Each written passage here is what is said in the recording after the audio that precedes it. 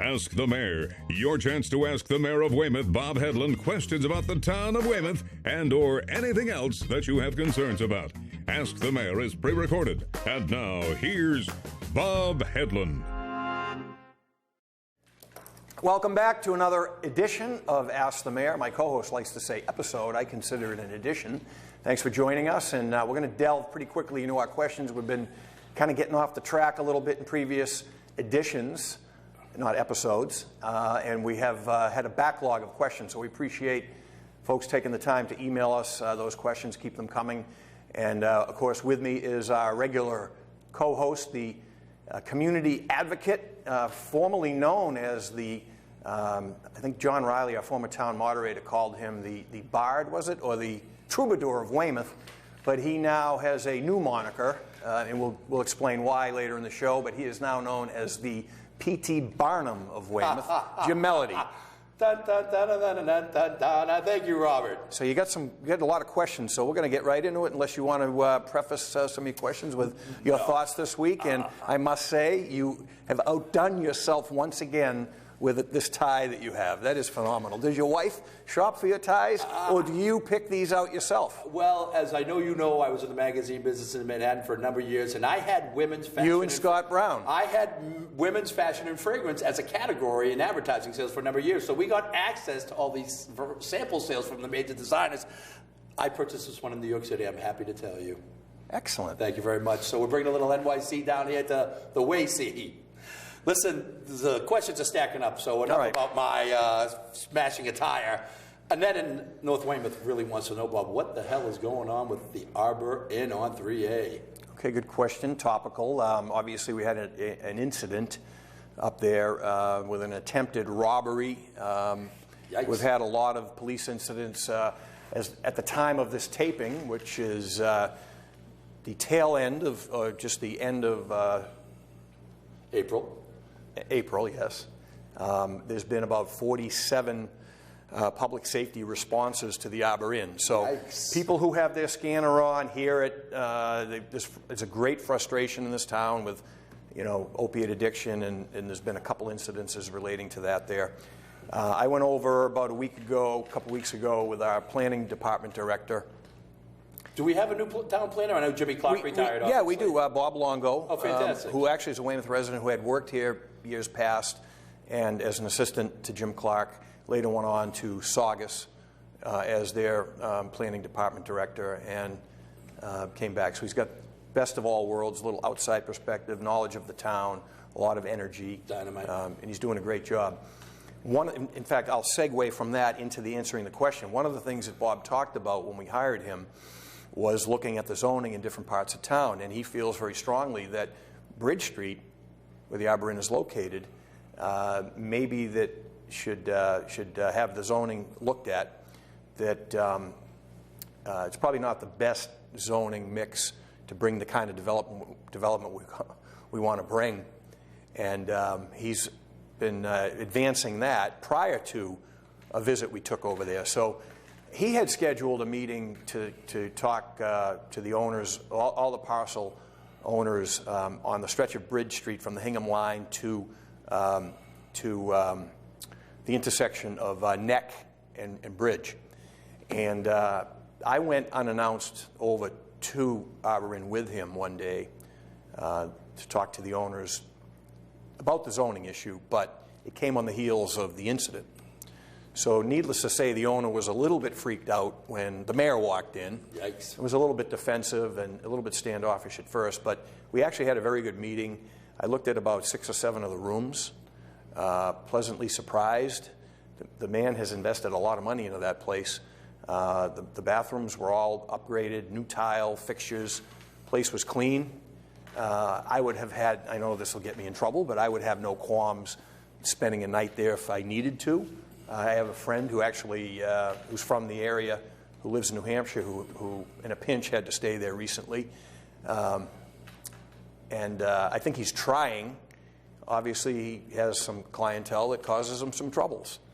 But the bottom line is this. We've convened the licensing board to look at the issue. There is some things that the licensing board is doing to assess the situation, and may or may not be bringing him in at the time of this airing. We don't have a specific lodging license that the licensing board has jurisdiction over. So that's a problem. But they are nonetheless taking a look. In addition to that, we think that the rezoning is going to provide him an opportunity, if he wants to pursue it, for some redevelopment potential. The same thing for Tufankshan Toyota that owns there's a couple of buildings that are abandoned that they have control over.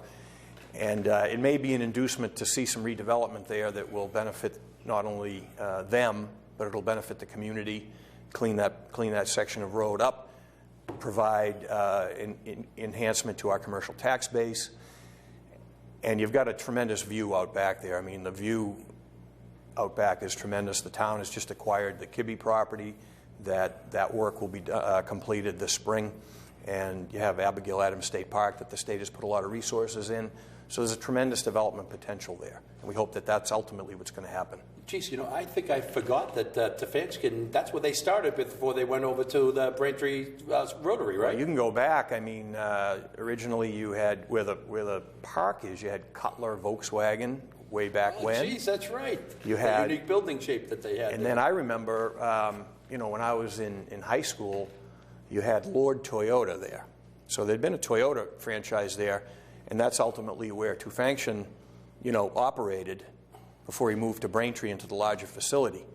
And I don't know if you remember the Lord Toyota commercials. Paul Lord was the owner, and he would jump out in front of the TV screen dressed as Superman. It was quite the place. I don't, but a little fun fact about that last name. Pronounce it again for me. Lord. Tufankshan. Tufankshan, which is IAN, right? That would be an Armenian name. Yes. And did you know the significance of IAN as it relates to people from Armenia with that heritage? That would mean they're generally from Armenia. Yes. Aside from that, it literally means son of. So we have a great Alemian family here in Weymouth. Yep. It's son of Allah. And so kind of like the Armenian version of what you'd see in Sweden with Johnson. Is that Olafsson? Is there a connection to that son, John's son? Hey, you're you catch on quick. He's the brains of the outfit. I'm the looks. All right, moving on. Speaking of looks, I hope that answered Annette from North Weymouth's question. I hope so too. And I another thought that came to mind. There are some people that are, hammering us on social media. Rip it down, put a park. I mean, it just doesn't work that way. I mean, there are property rights involved here, and every time there's a problem here in town. When a developer comes in a neighborhood with a project that someone doesn't like, or if we have an issue with a business, you can't just go and rip something down and turn it into a park every time there's a problem. Well, as you were reviewing all of this and that's associated with that property, is that the only operating motel or hotel in the town of Weymouth right now? I wish it. Does the Boston Motel take? I wish it were overnight guests. I thought it's all Section 8 now, isn't it? I wish it were. Yeah, the Super 8 motel. That's a whole other topic for another show, and that is a significant drain. And by the way, there's a rumor about that the Arbor Inn takes Section 8 residents, guests. It does not. Okay. That's a false rumor. There were rumors that the guy lives in Cohasset, he drives a Porsche. All these things I had heard about before I went over there. He does drive a Porsche. It's a beat-up '99 Boxster, and he lives on site. So. I think the guy does as good a job as he can, and some of the stuff, may be beyond his control. The residents that I saw there the day that I walked around the place and I spent over an hour there, they were not problematic type people from what I could tell. Sure. So you got to get a kick. It's a difficult situation nonetheless. I love it when people take shots about what somebody's driving or how they dress, how they look. I thought we were all past that. We live in America. God love anybody who wants to drive whatever they want to drive, wear whatever they want to wear. Oh, and the other thing is, too, it's an Indian family that owns it. It's also, I believe, an Indian family that owns Super 8. They have the same last name, but they are not related. That's another rumor that the same guy owns both. So a lot of rumors abound on that. But well, listen, a lot of different topics to cover. Here's a different train, a different track. Billy Mitz Heffernan writes in, will Weymouth Day be revived? That has been asked of me in passing. I know that Weymouth Day was, I believe, was a tradition started under Mayor Madden after our charter change, and I know that I participated. There was a parade involved in that. The big fair up at the high school property, now the high school property. Which is going on as we speak? It was not that. I don't think it was that in conjunction with the Fiesta Shows Fair, the carnival. But I guess it was, I don't know all of the reasons why it was stopped. I think cost was a significant factor in that. And I don't know if that's something, I mean, it was something we were going to look into, but we have an events committee, and I kind of got involved in something as part of our events that occur here at the amphitheater next to Town Hall. There's a music series this summer. We should talk about that. At some point, we should post the schedule. I think WETC is going to maybe do a promo on that and announce the dates. But as part of that, I involved myself a little bit in the musical thing, and we talked about doing a little festival with all Weymouth bands, and that kind of snowballed. Then P.T. Barnum, Melody got involved, and it snowballed even more, and it's turned into an avalanche of major proportions, and it has evolved into an event that we will be calling Wayfest, and you are the driving force behind this. So I guess the question about Weymouth Day is a good segue for you to give a little tease on what's coming up in June, and this show will probably be airing in May, so it's coming up pretty quick. It is moving forward fast, and I guess my knee-jerk reaction is if you liked Weymouth Day, you're going to love Wayfest. Because what Wayfest is at the end of the day... As Donald Trump would say, it's going to be... huge. It's going to be huge. I borrowed this from Trump, by the way, for this presentation today. When Bob was in the early stages of his mayoral candidacy, him and I would talk very regularly about the sense of community in this amazing town and how it's definitely strong, but it wouldn't hurt if we could make it stronger. So to that end, we started planning an event that's morphed into Wayfest. And it was actually, my angle was the music part of it. Jim's was the sense of community and pride angle, and it's kind of like a Reese's cup now, right? It's you spilled chocolate on my peanut butter. At the end of the day, Wayfest is intended to be a community building event for this amazing city. And, you know, there's a lot of folks who have matriculated this way over the course of the last 10 and 20 years, and I don't think they were particularly involved with the Weymouth Day or a lot of the events that we had the pleasure of being involved with when we were younger. And by that, I'd reference field day type events. When we were younger, I think almost everybody gets a smile on their face when they start talking about those days where you went down to a specific area and you were involved in sack races and three-legged races and all those kind of old-fashioned Americana community building type events. So when Bob started talking about a rock and roll festival, we started saying, hey, what else can we add in to enhance that position? And essentially what Wayfest is, it's a 9-hour extravaganza on June 18th. It starts at 11 a.m. We'll go right through to 8 p.m. We want to try to get everybody out off the property, which will be hosted at Southfield. And we want to try to get everybody off the property before the darkness sets in. But from 11 to 2 is those community type events that we were just referring to. We're going to start off with a kids color run, a 1-mile color run. We've got the police versus firefighters and a wiffle ball game. We've got a massive touch-a-trunk. We've got an assortment of those field day type events, which we are thrilled to be retitling Olympic Day field day events, because through the wonderful Betsy Harris down at the Weymouth School Department, she hooked us up with the United States Olympic Committee, and I am amazingly thrilled to announce for the first time that we have officially achieved Olympic Day status for this event. And what that means is we get to use the Olympic rings, one of the 3 most recognizable trademarks in the world, to promote and endorse our event. So as we look to lift Weymouth's position and maybe in the hearts and minds of all our residents, we're marketing now in conjunction with the Olympics. And to kickstart Wayfest, it's going to begin with the torch relay from the original landing site of the settlers in 1622 through the streets of Weymouth.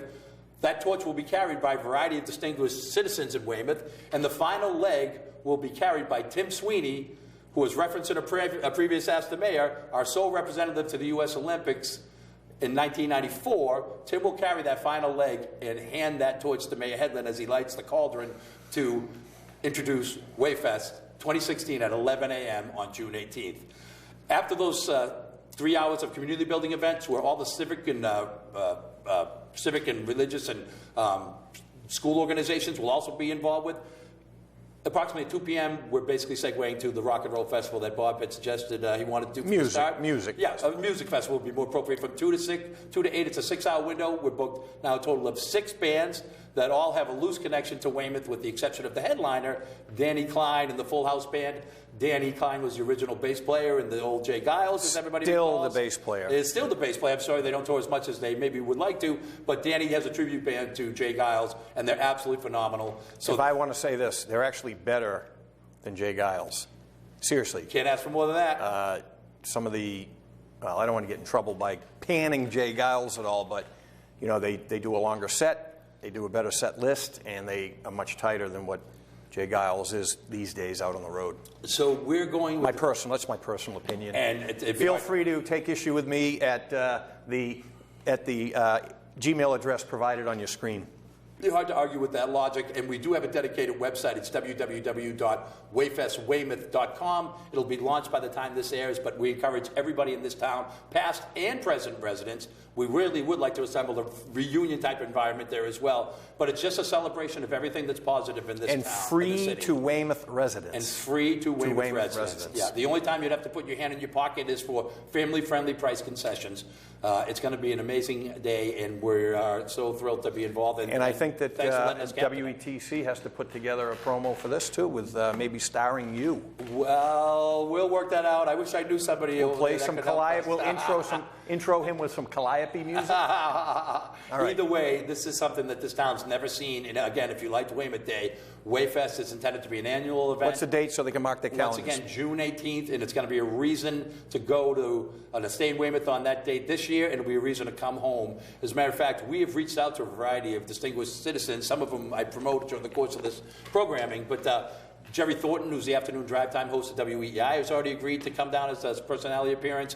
All right, can we block an hour with WETC for Jim's promo on this event? Well, next question. We may need more time at the end of the day. But segueing back to Tim, in that prior episode, we had referred to the fact I unfortunately made the mistake of suggesting that Tim was on the Olympic team in 1984. But as Mary revealed, he was actually a senior in high school that year, so he didn't suit up for the U.S. Olympic team. Fast forward a decade later, 1994, as Mayor Hedlund had identified. May I say, you were right. You have been right in the past. You were right there. Excellent. I just want to make sure at WETC, when they show Jim on screen, you are scrolling viewer advocate, correct? Excuse me, citizen advocate, which means the citizens want to hear their questions. Okay. I thought this was the Bob and Jim show. All right, listen, we are back to the size 8 type size. We have a lengthy question, you told me. Yeah. A very, very lengthy one came in, right? If you want, listen. Might as well get this one out of the way. Let's go right. As distasteful as it is. I told Bob, again, he's not generally prepared for these questions. I told him to put his flak jacket on for this one, because here comes both barrels from Peter Farrell. How's that sound? It's a 4-part question, so feel free to condense it, but sure. Get to it. Well, let me just start off by saying Peter doesn't seem very happy at the end of the day. So let's start with... It's clear from social media that Peter is not the president of the Bob Hedlund fan club. We're looking to convert all you non-believers, so maybe this I give him credit for putting his name on, though. Well, listen, and this is the forum to voice your gripes, positive and What was negatives. his name again? Peter Farrell. Peter, God love you, and you have every right to take a shot at this, again, with this forum. So here it goes. Bob, why did you choose to speak to the press first instead of raising your concerns about the search committee's recommendations with your colleagues on the school committee? Do you feel like you took it to the press first before you addressed the school committee? Well, no, I mean, I'm the mayor, and I'm accountable to the people, and that includes being accountable to the press. And the press wanted the opinion of the CEO of the town, who also serves in the school committee, so I provided my opinion. Simple as that. That sounds fair. If you were concerned... And by the way, it was a statement we put out specific to response of multiple inquiries from the press. It wasn't as if I put a press release out ahead of any inquiries. It was in response to specific inquiries, and it's been my practice throughout my political career that when I don't dodge the press, if I'm asked a question, I answer it. So. And I think it's in that, as we've all been in that space from time to time, if they're asking you a question and you haven't gotten a chance to speak to the school committee, I don't think it's incumbent upon you to wait to address them. You've got to speak to the press directly. No, I didn't approach it that way. So, Bob, here's a follow-up to that. If you were concerned with the process of the search committee, why didn't you propose parameters for the rules in the enabling motion before the school committee when the search committee was created? Because they were governing the process of recommending candidates. Why didn't you speak up sooner, I guess, is what he wants to know. Well, that's a good question. That's a totally legitimate question. The actual motion that passed to create the search committee actually occurred my very first school committee meeting. So I was new to that process, new to the school committee. There are, members of the school committee that have been around a lot longer than I, and actually through other search processes, because we've had a number of them now in Weymouth, unfortunately, over the number of recent years. It didn't cross my mind, quite simple as that. I didn't think that they needed that kind of direction. My only awareness of kind of the search committees, I was aware that Hingham is going through an assistant superintendent search. It's been publicized how their process works. And quite frankly, I made kind of an assumption that, we would be presented with a series of candidates. I didn't imagine and didn't foresee that we would be provided with just one candidate. So that's why, I answered the first part of the question the way I answered it when the media inquiry came. Well, kind of hand in glove, this is same train, different track, but... Same questioner, correct? Peter, yes, okay. He had a series of questions. What are you going to do to unite Weymouth now that you've created such an unnecessary controversy, in Peter's opinion? Well, I don't think Weymouth is necessarily divided over this, but I can say this, that there's definitely, I think there's been some divisions between the town side and the school side. All you have to do is open up the newspaper to see evidence of that. I think that's been referenced in recent meetings that have been publicized, whether it be before the council. And I think what we did in the budget that was submitted in the past week, I think goes a long way to unifying the town and school department side of things. I think the level of cooperation between the town side, the school department side has increased exponentially. Good example of that might be the IT situation, which is number one on the school's needs list, identified needs list. The school department hired a consultant to assess the IT needs for the school department.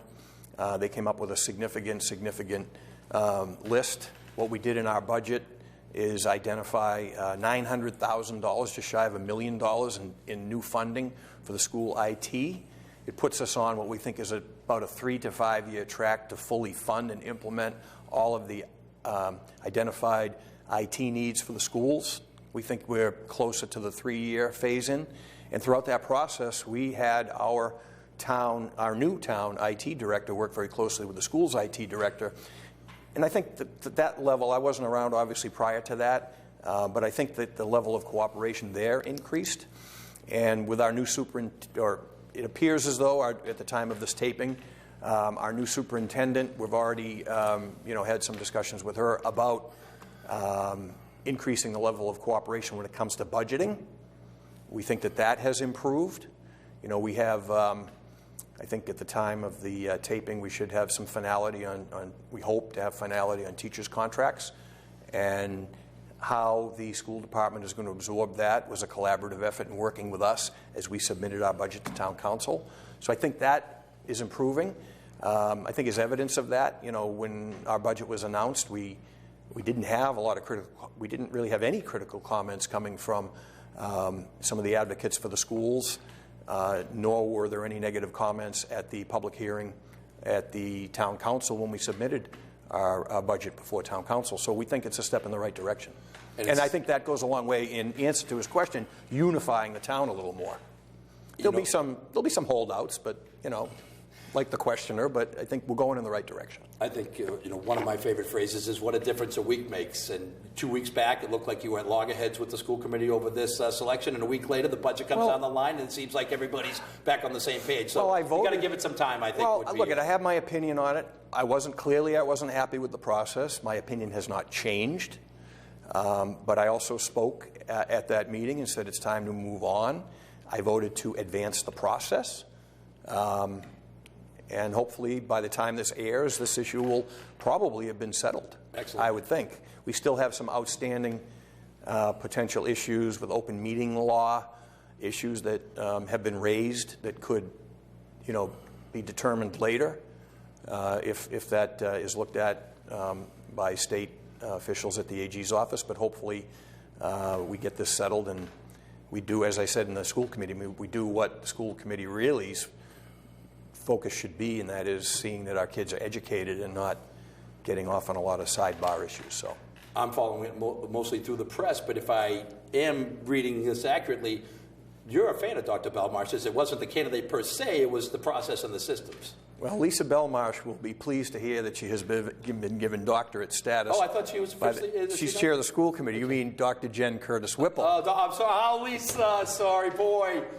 Congratulations, Lisa. I did promote you. Dr. Whipple, I'm so sorry, who's a great gal. Yeah, like I said, in my comments that Mr. Farrell references in the newspaper, I made it very clear that she certainly has the qualifications, and it had nothing to do with her abilities. It was the process. So yeah, outstanding. Well, all the best as you make your way through those processes, and like you said, beginning of a new term. And I believe that is Mr. Farrell's second question since we kicked off the show. So, Peter, keep them coming. Yeah, please do, Peter, honestly. All right, and everybody let's go. else. Let's rapid fire round. Everybody knows. Send in those questions. All right, listen. It seems like, if you can answer quickly, there's been a lot of scuttlebutt and anecdotal evidence about the active DPW position in the town. It seems like they're everywhere these days. Is that a planned initiative, or is this follow-up work that had been planned? Yeah, well, when we announced our capital plan as part of the budget, they've been given a lot of work to oversee. Right. Some of it in-house, some of it obviously contracted out. I won't get into it all now in the interest of time. I know we're coming up towards the end of the show, but we're keeping them busy. Obviously, the Columbian Square project, which is being done mostly in-house, engineered in-house. You'll see in progress now replacement of all of the guardrails in town. We're going to do the entire inventory. Wow. One of the things I'm very excited about is initiating a sidewalk program. The sidewalks are deplorable in town. Our budget has $500,000 set aside to start that program. I saw that in the paper, in addition to that, we have a $3 million program to go towards streets and sidewalks, and that's on top of our state Chapter 90 money, which I think there's about $800,000 in the pipeline. In the current fiscal year, we'll see about $1.2 million for next year. So that's a lot of dollars in the next 12 to 18 months going into roads and sidewalks, and I believe that's an amount that's unprecedented in this town. Great news. It's to try to catch up. We have a long way to go. Awesome. So you'll see a lot of road work. Some streets are actually being done as we speak. East Street's being done, a number of side streets. We're going to see in June all of that utility work in Jackson Square completed, and we should have curb-to-curb repaving in Jackson Square. I know that's of concern to the merchants down there. Sure. It's a big interruption to them. Some of the ball fields, a number of ball fields getting worked on, so yeah, they're keeping busy. Awesome. Well, listen, as we look to wrap up, as always, we want to reference very You don't quickly. want to sneak one more question in? Well, I'm on a roll. I'm sorry to say we're out of time, but stay tuned for a future episode. But before we move forward, we do need to salute a Weymouth Citizen of the Week. And the goal here is to promote people who have some sort of association with Weymouth. And I want to go into the Wayback Machine for this one and reference Thomas Augustus Watson, who received that famous first phone call from Alexander Graham Bell when he was inventing the telephone, the famous phrase of, "Watson, come here, I need you." People may not realize that there's a specific Weymouth connection to Dr. Watson, to Thomas Watson. And in particular, after he made his bones with the invention Did he of the live in the phone, landing area? Well, he didn't actually live in that area directly, but he is buried on a site at the graveyard behind Abigail Adams's home. I'm not sure what the name of that cemetery is, down by the Adams. What's it called? Old North Cemetery. Oh, that's a great name for that cemetery. Thomas Watson founded the Four River Shipyard. And he had an amazingly successful business by virtue of World War II. He was building all the destroyers. And that was one of the most productive shipyards, as I know you know, in the entire world during those 20s and 30s. And after he sold out, he actually received the first transcontinental phone call from Woodrow Wilson. He took it in San Francisco. It came across the United States. When he died, he asked to be buried overlooking his shipyard project. And he's in that cemetery. And if you've ever been up to his crypt, it's really cool. And it's another distinguished citizen who has a direct connection to this amazing city. Very sad to drive by the shipyard these days when you think about the fact that at its peak, 60,000 people employed. Whoa, I had never heard that number. They reached a peak of 60. I think there was a period where it was steady at about 30,000. They went out of business, about 1985? They shut it down. Jeez. I actually hired, I'm old enough to remember it, but I also was in business as a young kid. I hired 2 guys that were laid off from there that were welders.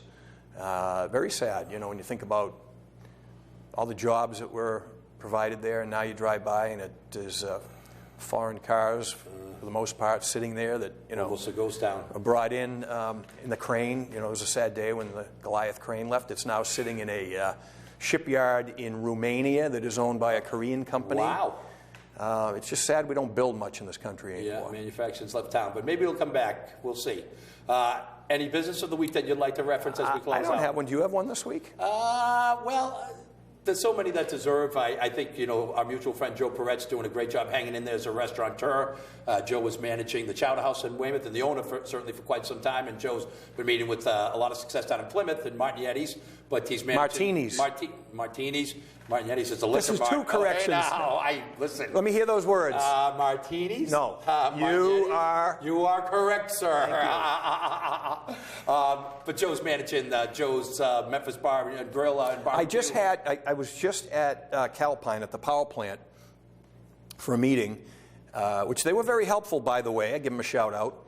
This is my little business of the week. Well, sure. The power plant. I don't probably pick a better one than that. But there was a training session going on while I was there, and they had catered it with food from Memphis Joe's. Oh, great.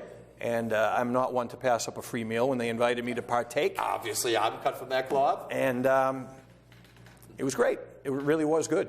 Outstanding. Hit the spot. And of course, John just opened Johnny Kono's and the old J.P. Greer's across town. So the Peret family is renowned for their restaurant. And Joe's old place in Columbian Square, they have come before our licensing board. They're doing renovations there, and that will be reopened. I think it's going to be called The Cottage by a small group of young guys who are reopening that. Well, we'll look forward to it. Well, listen, as we do our traditional sign-off, please stay tuned for My 3 Sons.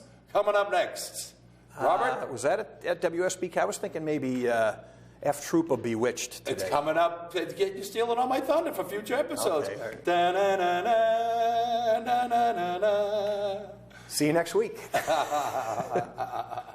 If you have a question, please email the mayor at askmayorbob@gmail.com. That's askmayorbob@gmail.com. Maybe your question will be answered on the next episode of Ask the Mayor.